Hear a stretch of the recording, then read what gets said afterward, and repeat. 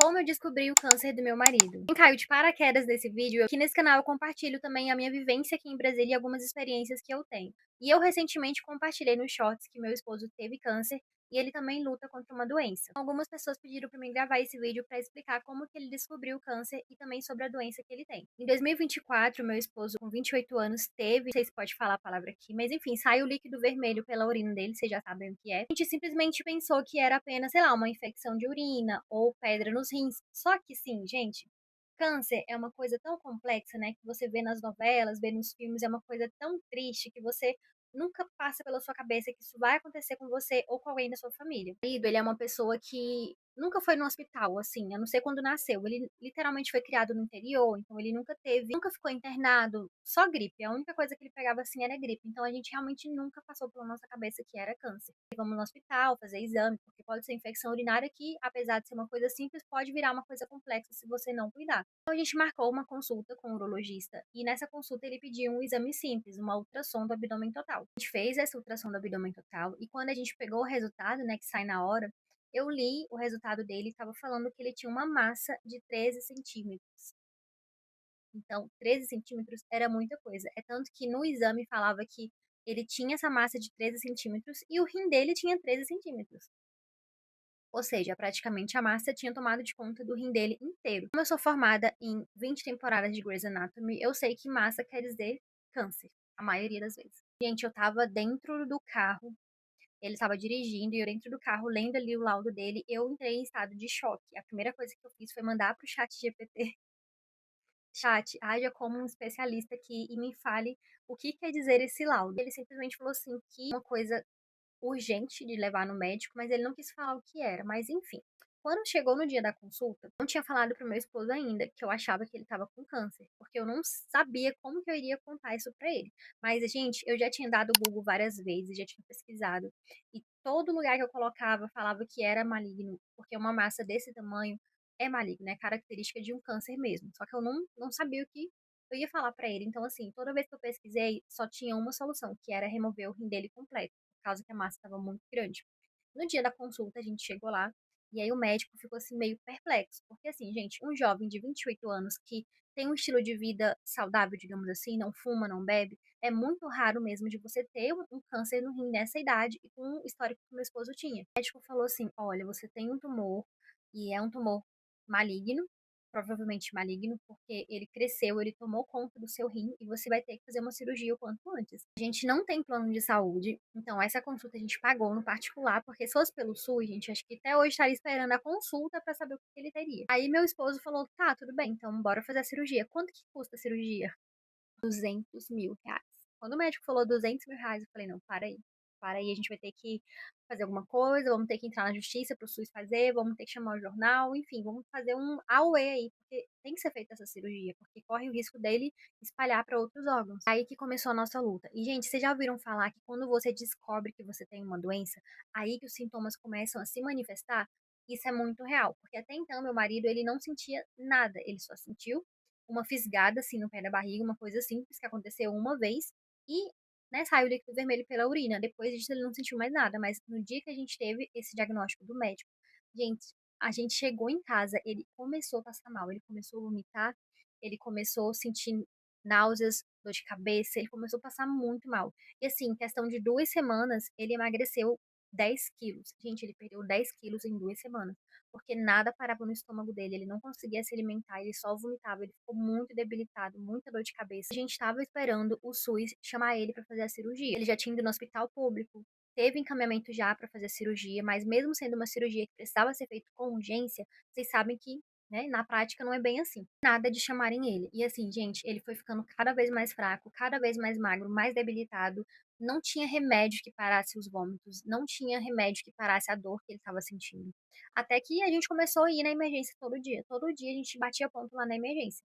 Até foi quando eles decidiram internar ele. Ele ficou mais ou menos mais 2 semanas internado até conseguir fazer a cirurgia. Então, no dia da cirurgia, a gente tava assim, né, aflito, porque é uma cirurgia de grande porte, né, você tirar o seu rim, mas a gente também tava aliviado, porque a gente achou que o problema ia acabar ali. As coisas que eu sempre falo, gente, é que o câncer ou qualquer doença que você enfrente, ela não afeta somente o teu físico ali. Meu esposo, ele ficou com o psicológico muito abalado, porque ele era um homem forte, saudável, tinha uma rotina, a gente tinha uma empresa, né, na época. Então a gente teve que parar toda a nossa vida, porque tinha os nossos filhos também, a gente tem 3 filhos.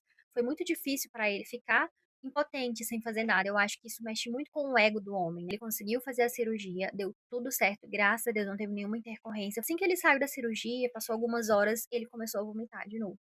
E aí ele ficou assim desesperado, ele falou: "Eu não acredito que esse pesadelo não acabou". E, gente, os médicos falaram que era por causa do organismo, que estava se adaptando a ficar sem o rim. Só que eu sempre achei aquilo errado, sabe? Desde o início eu ficava com um pezinho assim atrás. Eu falei, gente, mas o problema não já saiu de dentro dele? Por que que ele continuou passando mal? E os médicos falaram assim: olha, o que que a gente pode fazer pra você é manter os remédios para náuseas, né? Intravenoso, pra ver se dá efeito e tal. E até deu por um momento. E aí eles mandaram ele pra casa. Então ele teve alta e foi pra casa, a gente pensando que o pesadelo tinha acabado. Mas quando chegou em casa, a gente, questão assim de uma semana que ele já estava em casa, ele começou a passar mal de novo, muita dor de cabeça, vômito, e aí eu comecei a ficar preocupada, eu falei, tem alguma coisa errada. A gente até chegou a pensar que talvez os médicos poderiam ter errado na cirurgia dele, foi pior do que a gente imaginava. Nessa época, a irmã dele também estava lidando com problema de saúde, ela tinha perdido a visão de um olho, tinha um tumor no olho, e ela descobriu que tinha uma síndrome rara, chamada von Hippel-Lindau. Então, quando ela passou isso pra gente, logo me acendeu um alerta, peraí, síndrome rara, não pode ser coincidência que a irmã dele também estava com câncer. Então a gente pegou, eu comecei a pesquisar e eu vi que a vorriprindal ela também pode dar no cérebro e a gente sabe que dor de cabeça, gente, vômito, geralmente é alguma coisa neurológica. E a gente tem que fazer então uma tomografia da cabeça, uma tomografia do crânio. E aí eu falava isso para os médicos quando ele tinha um retorno e os médicos falavam que não tinha nada a ver, que não precisava, porque câncer no rim não tem metástases para o cérebro, então não tinha nada a ver. Beleza, o que que a gente fez? Eu levei ele no médico particular para pedir uma segunda opinião. E mesmo assim, o médico do particular achava que era coisa da minha cabeça, que não tinha nada a ver passar uma tomografia para a cabeça. Mas ele passou mesmo assim. Como era o particular, né, ele faz. Levou ele então para fazer essa tomografia. Chegou o dia do resultado do exame da tomografia. Chegou lá a mensagem para mim falando do resultado, né, que ele tinha uma massa também no cérebro de 2 centímetros. E estava numa região, gente, aqui atrás, que estava comprimindo, por isso que ele estava sentindo muita dor de cabeça. De imediato, né, eu já falei, vamos na emergência, a gente levou ele na emergência. Os médicos da emergência falaram, realmente, isso daqui é um tumor cerebral e é caso de cirurgia, porque tá causando hidrocefalia nele. E tem essas náuseas, tem essa sensação de sonolência, que no início ele sentia muito sono, mas a gente pensava que era só cansaço, mas não era. Resumindo, gente, esses sintomas que ele tinha desde o início, dor de cabeça, enjoo, não era o tumor no rim, não era o câncer no rim que estava causando isso nele, era o tumor que ele tinha na cabeça. Ele estava com 2 tumores simultaneamente no rim e na cabeça, e ele não sabia, né? A gente não sabia, os médicos também não. E como a gente já estava com o laudo dessa tomografia e eu falei sobre a doença da irmã dele, os médicos já associaram que ele também era portador da von Hippel-Lindau. Nem precisava teste genético, porque não podia ser coincidência a pessoa ter os mesmos, né, tumores que a irmã dele teve, assim. Então os médicos começaram a levar mais a sério o caso dele, só que mesmo assim, gente, mandaram ele para casa.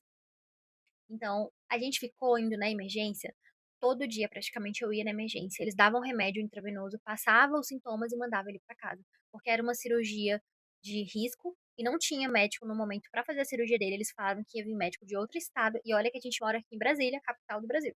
Até que um dia, gente, eu cheguei, eu falei, não, não aguento mais ver ele sofrendo. Ele estava sofrendo muito, gente. Era muita dor de cabeça, náuseas, não conseguia comer, ele estava literalmente couro e osso. Então eu cheguei e falei, não, amor, chega, eu não aguento mais ver você assim. Você vai pro hospital hoje e você só sai de lá, ou eu vou ser presa, ou eles vão te atender. Chegou lá na neurologia, a médica, né, que tava lá de plantão, ela falou: você precisa tirar esse tumor o quanto antes, porque você tá correndo um sério risco. Ele tá numa região muito delicada, o seu cérebro tá acumulando líquido, não tem como você ficar com esse tumor. Mas a gente não tem equipe para fazer a cirurgia agora. Então o que que a gente vai fazer? A gente vai internar você, porque você internado aqui fica melhor a gente monitorar você. E aí ela falou que ia colocar uma válvula, fazer uma craniotomia para poder pôr uma válvula, igual a que as crianças com hidrocefalia nascem, né, que elas usam. Basicamente é uma válvula que vai aqui da tua cabeça até a tua barriga, né, que é para desprezar esse líquido que acumula na sua cabeça, na sua barriga e para sair na urina. Enfim, então ele fez essa cirurgia, eu acho que demorou ainda uma semana para ele fazer essa cirurgia, para ver se tinha uma melhora até ele conseguir fazer a cirurgia de remover o tumor. Então, depois que ele fez essa cirurgia, gente, não melhorou. Infelizmente, ele continuou passando mal. E a gente começou a pensar em entrar na justiça, acionar advogado, porque, gente, tava demais. Já ele tava no hospital, correndo risco também de pegar alguma infecção.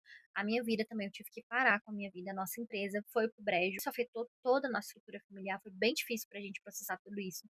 E aí os médicos finalmente chamaram ele pra fazer a cirurgia na cabeça, né, pra tirar o tumor. Foi o eu não posso falar que foi o pior dia da minha vida, porque, né, pode ser que tenha um pior que esse futuramente, eu espero que não. Mas foi muito difícil, a gente ficar naquele centro cirúrgico esperando 12 horas por notícias, sabendo que ele estava lá e os médicos, né, faz a gente assinar um termo de consentimento de que ele poderia vir a óbito, ou que ele poderia perder a fala, ficar cego, o movimento, enfim. Muitas coisas poderiam ter acontecido com ele. Então, quando ele terminou a cirurgia, que ele saiu daquele centro cirúrgico, eu consegui ver ele, né, antes dele ir pra UTI. Eu fiquei tão aliviada de saber que ele saiu vivo. E nas 2 primeiras semanas ele ficou na UTI, né, em observação, pra ver se ia recuperar os movimentos, tudo, se não ia ficar com nenhuma sequela.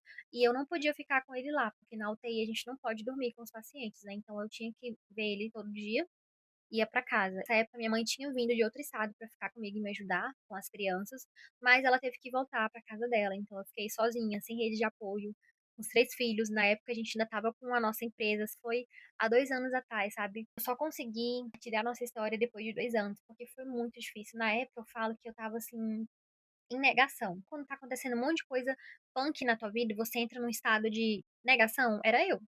Resumindo, ele foi pra casa, glória a Deus. Foi andando, falando. Aos poucos a gente percebeu que ele ficou com umas sequelas que ele tem hoje, que é a falta do equilíbrio, ele perdeu um pouco a questão do equilíbrio. Esquecido, ele também ficou muito esquecido, gente, tem que ficar lembrando ele das coisas. Também tem uma vida limitada, não pode pegar peso, não pode pegar sol por causa da válvula aqui dentro dele, ele não pode sofrer nenhum impacto corporal. O risco dessa válvula, não tem como tirar essa válvula mais, o médico falou que vai ficar lá o resto da vida. Como a gente já sabia que ele tinha síndrome, a gente voltou para casa aliviado, mas, né, já pensando: "Senhor, e se acontecer mais alguma coisa?". Porque essa síndrome, ela é genética e ela faz nascer tumores ao longo da vida, em várias regiões do corpo. Geralmente no sistema nervoso central, né, que é na cabeça, no olho, na medula, pâncreas, fígado, rins. Basicamente os órgãos principais, né. E a cada 6 meses ele precisa fazer exames para sempre, né, para ver se não tem algum tumor novo, porque tem muitos tumores que são assintomáticos, igual esse do rim, que ele praticamente não sentiu nada, e quando sentiu já estava ali imenso o tumor. Outubro do ano passado, outubro de 2025, quando ele fez uma ressonância, né, da coluna, ele viu que tem um tumor também na medula. O médico dele falou que não tem o que fazer, é um tumor pequeno, graças a Deus, só tem que acompanhar, porque não vale a pena o risco de você abrir a sua medula para tirar um tumor, sendo que ele tá pequeno e por enquanto não tá fazendo nada. Hoje, gente, é muito difícil a gente conviver com isso, sabe? Porque fica aquela preocupação, né? A cada 6 meses tem que ir no médico, bate aquela ansiedade. Ai, meu Deus, será que esse tumor cresceu? Será que nasceu um? O último exame também que ele fez no rim, que ele só tem um agora, ele tem cistos no rim. Essa doença, ela dá cistos e tumores. Existe um medicamento para essa síndrome que não cura, mas ele evita de nascer novos tumores e ele também retarda o crescimento dos tumores que já existem. Porém, gente, esse remédio, ele é 140.000 reais. Nem se a gente fosse rico, conseguiria manter. Tem pacientes que têm a síndrome que conseguem pela justiça, né, eles entram pela justiça e aí o SUS fornece medicamento. Mas o oncogeneticista que está acompanhando ele falou que no momento ele não é indicado para o remédio, porque você precisa ter um tumor maligno ou mais de um tumor. O remédio também tem alguns efeitos colaterais, é um remédio muito forte, é como se fosse basicamente um quimioterápico via oral que você vai tomar. Ele age ali para impedir que as células cancerígenas se manifestem e multipliquem no seu corpo, alguma coisa assim. Mas é isso, meus amigos. Eu quero dizer pra vocês cuidarem da saúde de vocês. Não quero pôr medo em ninguém. Não quero dizer que porque você tem uma dor de cabeça que você vai ter uma doença rara ou algo do tipo. Mas a gente precisa ficar atento aos sinais que o nosso corpo dá. Então, cuidem da saúde de vocês. Sentiu alguma coisa? Não espera pra semana que vem, pro mês que vem. Nossa saúde, gente. Dinheiro, nem dinheiro compra, sabe? Eu sei que tem coisas assim, no caso do meu esposo, nem todo o dinheiro do mundo compraria a cura, porque não existe. Eu acredito que Deus pode curar ele, mas nem se a gente fosse bilionário poderia mudar uma coisa que está na genética dele. Nossa filha precisa fazer o teste, ela também pode ser portadora, a chance é de 50%. Eu vou me apegar aos 50% de que ela não tem essa síndrome. Ficou até o final, já se inscreve no canal. Se quiser acompanhar também a gente no Instagram, vou deixar aqui pra vocês, tá? Lá eu posto a nossa rotina, enfim. Já se inscreve e ativa o sininho, porque eu também vou estar compartilhando outros vídeos aqui em breve.